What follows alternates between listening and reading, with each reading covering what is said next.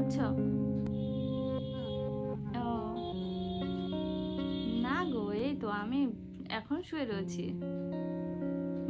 ওই আর কি, একটু বাজারে গেছিলাম, বাজার থেকে সবে মাত্র আসলাম।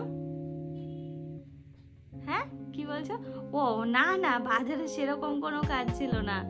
এই সামনে পুজো তো, মনে হলো একটু বাইরে বেরোই, বাইরের একটু বাজার ঘাটগুলো দেখি, মানুষজন ভালো লাগে তো, সেই জন্যই আর কি।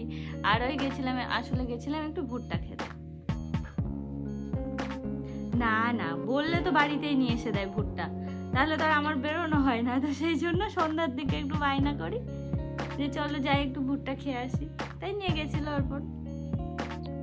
হুম হুম হুম। তোমরা সবাই কি করছো?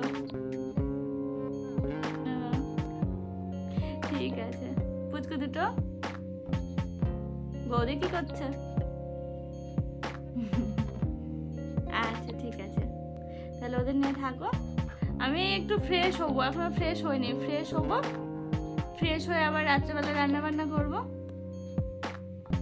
হ্যাঁ দেখো না, দেখতে দেখতে এই 8:30 পৌনে 9টা বাজতে গেল প্রায়। না ঠিক আছে, চলো পরে ফোন করবো, ঠিক আছে, রাখলাম।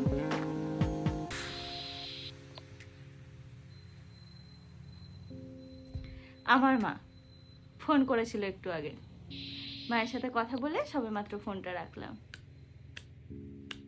দিন শেষে মায়ের সাথে একটু যদি কথা না বলা যায় ভালো লাগে না। কোথায় যাচ্ছি, কি করছি, মায়ের সাথে একটু সেগুলো শেয়ার না করলে ভালো লাগে না। সেই জন্যই আর কি, মাও মাঝে মাঝে ফোন করে ঘন ঘন, কি করছিস, খেয়েছিস তো, এ করেছিস তো, ও করেছিস তো, এরকম।